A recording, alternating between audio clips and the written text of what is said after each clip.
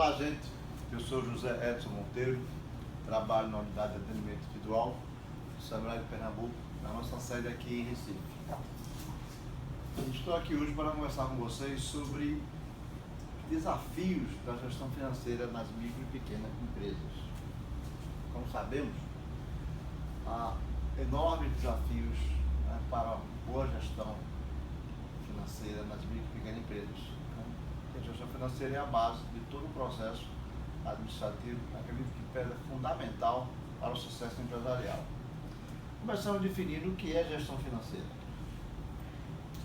Conjunto de ações e procedimentos administrativos que envolvem o planejamento, a análise e controle das atividades financeiras, visando, objetivando maximizar o lucro e manter a liquidez da empresa.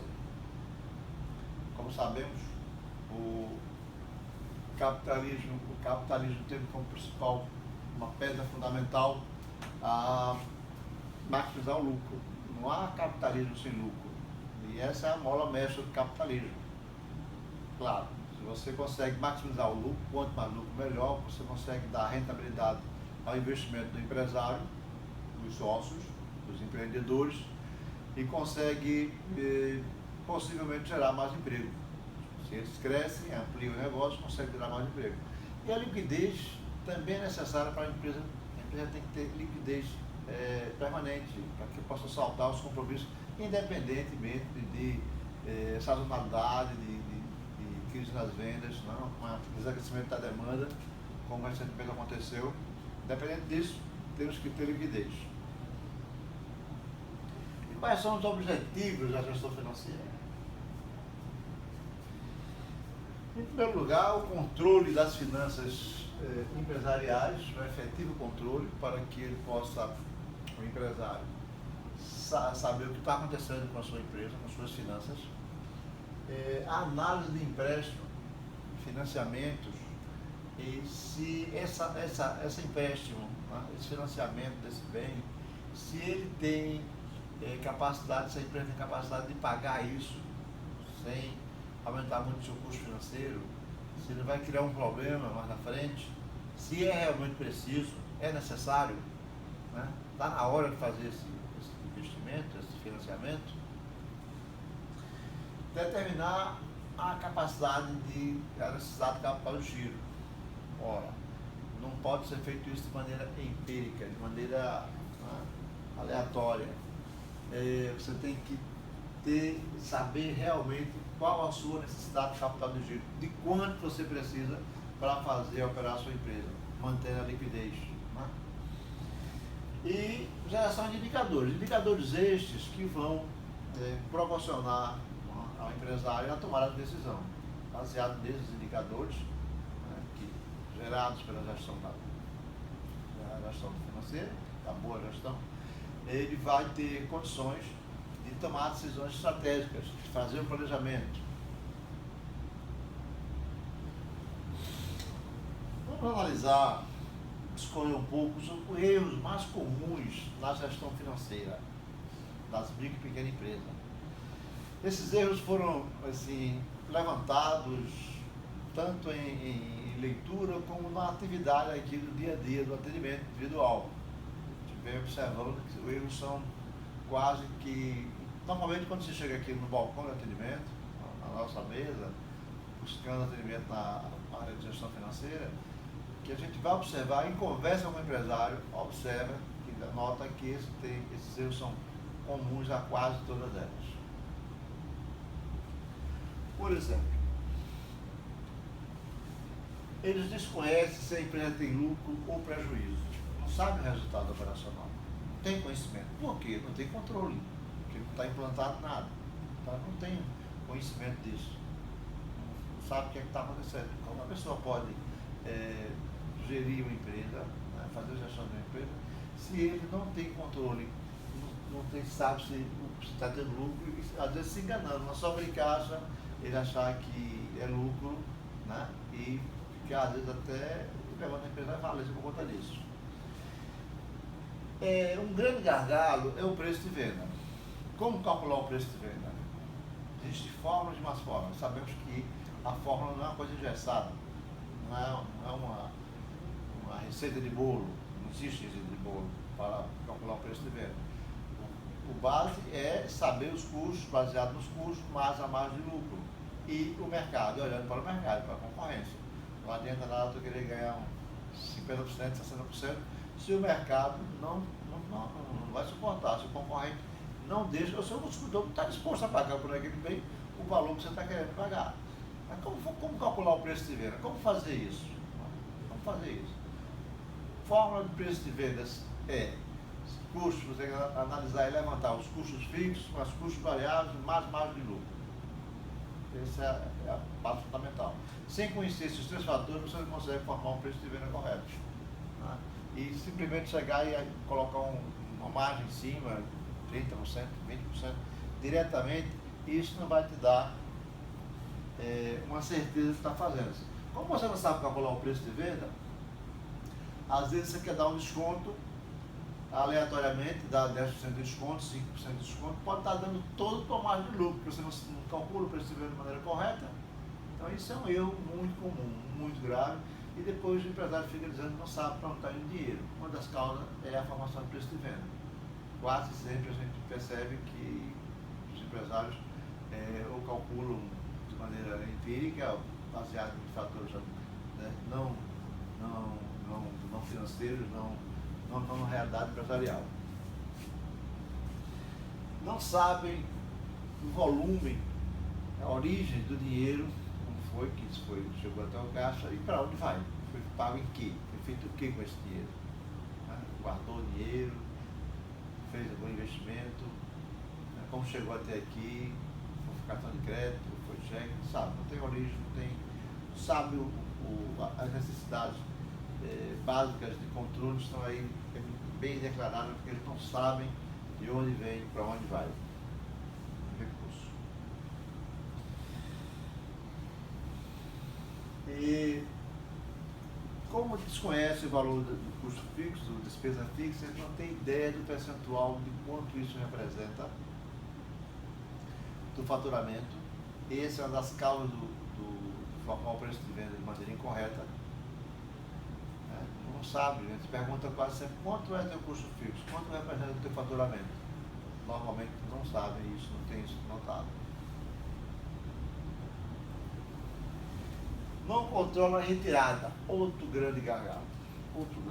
Assim como a formação de preço de venda, a retirada é quase sempre uma questão complicada, porque empresários ainda não têm a disciplina de separar o que é pessoa física, o que é pessoa jurídica, não estabelecem um valor fixo, ficam tirando aleatoriamente, se vender mais, tira mais, se vender menos, tira menos, e não tem controle disso. Misturam dinheiro, usam dinheiro do caixa da empresa para pagar despesas particulares, cartão de crédito, restaurante, viagem, etc. E não tem como calcular, você não tem como determinar se a empresa está indo bem, está indo mal, se não há um controle de retirada. O que a gente vê é empresários passando bem e a empresa atrasando títulos. Empresários em bares, em restaurantes, passeando, tal, postando aí fotos de lugares bonitos e tudo mais, mas ele vai olhar a necessidade da empresa dele, como está a empresa não está bem, a empresa está atrasando o título, está com título em cartório, está tomando dinheiro emprestado sem necessidade, porque ele está tirando mais dinheiro da empresa do que a empresa realmente pode suportar. E como determinar a retirada? Alguns me perguntam. A maneira básica sempre é o bom senso, mas assim, você tem que pensar quanto você valeria para o mercado. A tua atividade, fazer o que você faz hoje, seria quanto no mercado? Seria quanto no mercado? Qual é o teu orçamento? Qual é a tua necessidade de dinheiro para manter tua casa, que também é outra empresa, para manter tua casa funcionando? Essa necessidade, estabelecida no valor 3, 4, 5, 6 mil, colocado dentro da despesa da empresa, a empresa é rentável, consegue pagar, ela pode te pagar?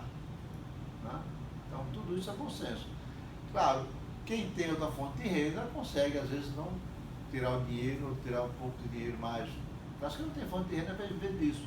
Se ele vai viver dessa empresa, ele tem que ter muito cuidado para também controlar as despesas pessoais, e fazer uma boa gestão financeira da sua empresa. Então, olha, preço de venda e retirada de proprietário são dois gargalos, são dois erros fundamentais, a falta de controle disso. Desconhece o ciclo financeiro da sua empresa. Desconhece. Eles não sabem o tempo entre, no caso da indústria, né, na compra de matéria-prima, produção, né, o produto acabado, em estoque, venda, até chegar no recebimento. Esse tempo aí, eles não sabem, não conhecem isso. Esse tempo. É um erro muito comum que a gente encontra conversando com empresários, no atendimento aqui de empresários. No caso do comércio, é na hora que você compra e fica no estoque, vende e recebe, né? Esse tempo aí, que tempo é isso? Você não tem esse ciclo, não tem esse ciclo. E não possui sistema de informações, né? O famoso SIG, não tem fluxo de caixa, não tem relatório, demonstrativo, DRE e balanço patrimonial. Balanço patrimonial é um caso à parte, e mais de 50%, mais, chega a dizer 60%, todo mundo precisa, mas a maior parte das empresas aqui atendidas, quando a gente pede para olhar o balanço e que vai visitar a empresa, o balanço não tem nada a ver com o que está com a empresa. Quase sempre o balanço está embaixo, os ativos mobilizados estão mais embaixo, nas contas, tudo que tem no balanço está pela metade. Isso deve ser aqui. Erro da contabilidade, erro do contador? Não. Informação pela metade do empresário. Né? Não são balanços confiáveis. Quando há balanço, não é uma coisa, não são controles que você possa dizer, fazer alguma análise por além da empresa. E isso, certamente, claramente, prejudica na sua análise de crédito, quando ele vai, se você de algum financiamento, que vai lá e mostra um balanço que está pela metade, aí o gerente pede, às vezes, o real, que é até hipocrisia. Quando vai ver, o contador às vezes não quer dar, porque ele não vai assinar uma coisa que ele não contabilizou, que não declarou o imposto de renda. Então, também essa falta de controle prejudica, né, muito na hora de tentar um financiamento. Quando há realmente necessidade de financiamento, um investimento, de ampliação, ele não tem controles para demonstrar a sua real capacidade de pagamento. Sintomas de desequilíbrio financeiro. Quais são os sintomas? O que é que acontece? O que é que a gente começa a perceber que a empresa não está em equilíbrio financeiro, a empresa está em desequilíbrio? Quando a empresa começa a rolar dívida, compra empréstimo, pega empréstimo para pagar outro empréstimo e fica nessa, sabe? E vai crescendo, bola de neve, porque está sempre comprando mais. É um sinal claro que alguma coisa está errada na gestão financeira da empresa. Por isso que a gente sempre orienta, não vai pegar dinheiro antes de analisar toda a gestão financeira. Saber se realmente você tem bons indicadores, se você sabe o que está fazendo, se você realmente necessita desse capital. Mas isso aqui é um sintoma claro que tua empresa não está bem. Você está sempre cobrindo caixa, né? Saldo de caixa, a empresa não está refazendo, renovando o empréstimo para capital de giro, você tem algum problema está errado, alguma coisa está errada. Não é para isso, não é para ser assim. O capital de giro tem que ser formado pelo lucro da empresa ou pelo dinheiro dos fornecedores, o prazo maior dos fornecedores. Quando o empresário aceita a taxa de juros, negociar a taxa de juros, receber financiamento, taxa de juros maiores do que a sua rentabilidade, é outro sintoma claro de desequilíbrio financeiro. Ele está com a corda no pescoço.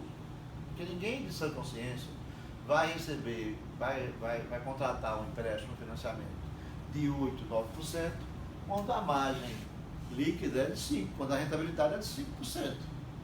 Por que você iria fazer isso? Claro que é um sinal que você não está em equilíbrio, você não está sabendo o que está fazendo, você está desequilibrado e não tem controle do que está acontecendo. Mudança constante de fornecedores, outro sintoma, tá? Outro indício de desequilíbrio financeiro. Há fornecedores que não aceitam você atrasar uma semana, um dia, ficar constantemente todo mês atrasando um dia, 2, 3, fornecedores cortam o fornecimento, não querem correr o risco na empresa. Porque isso é um sintoma que você está sua finança desequilibrada. Então se faz necessário um perfeito equilíbrio, se faz necessário corrigir isso. Mas atenção, quando isso acontece, tenha cuidado. Quando a gente analisa, tenha cuidado. A alteração constante do foco empresarial. Você vai, faz serviço, faz comércio, faz indústria, fica mudando constantemente. Isso também não é bom, isso é um sintoma. Tá? E as causas? Por que isso acontece? Por que há o desequilíbrio? Por que há o desequilíbrio? Geralmente, aumento do prazo de vendas visando ser mais competitivo. Você está comprando para 30 dias e vendendo para 30 dias. O seu caixa está casado. O concorrente começa a vender para 30, 45, 60. Você resolve também aumentar esse prazo. O que acontece? É uma causa para você sofrer o desequilíbrio financeiro. Você vai descasar o caixa. Volume de compra inadequado tem a ver muito com o controle de estoque. Você não sabe o que é que está comprando, você não sabe quanto tem casa, você não sabe qual é que curva vencer o seu estoque. Você não tem controle disso. Então você está comprando de maneira, o estoque que você precisava ter para 15 dias, está comprando produto para 30 dias. E alguns produtos encalham, ficam lá parados, dinheiro parado, desequilibra financeiramente. E o descasamento, né, entre prazo de venda, recebimento e pagamento. Esse ciclo financeiro que você não tem, que a gente falou anteriormente. Então você compra para 30, vende para 60, claro que você vai ter que ter dinheiro aí para bancar esses 30 dias, as suas necessidades. E crescer sem planejar, inchar, na verdade. Você às vezes descapitaliza a sua empresa vai até bem, mas você descapitaliza para montar uma empresa, montar uma filial, ampliar, fazer investimento, às vezes até desnecessários. E como evitar isso? Como é que a gente faz para evitar esses erros? Como é que a gente faz para não cair nessas armadilhas, né, da má gestão financeira? O que devemos fazer? Implementação de controle financeiro de imediato. Você não tem nada, começa de hoje, de imediato, a tomar conta, pelo menos num caderno, alguma coisa, entrada e saída, despesa, receita, tudo. Quanto retira da empresa, começa a anotar isso. Registrar os eventos ocorridos no dia a dia, ter a consciência de anotar, não esquecer. Hoje você tem no smartphone, você tem várias maneiras, você tem aplicativos, você registrar tudo isso, não precisa estar, né, quase sempre com papel. Tem maneira de fazer isso. Tem que fotografar despesas, tudo que você fez. Manter registro atualizado. O registro tem que estar atualizado. O registro tem mais disciplina do que outra coisa qualquer. Quais são os principais controles financeiros que conhecemos, os básicos, pelo menos, né? Controle de caixa, controle de venda, contas a pagar, conta a receber, controle de despesa e controle de estoque. Quais são os resultados? Com essas decisões, com essa implementação, a gente espera ter um mais efetivo controle, maior controle efetivo do recurso financeiro, a capacidade de tomar melhores decisões, enfim, uma gestão financeira saudável. Muito obrigado, por hoje é só.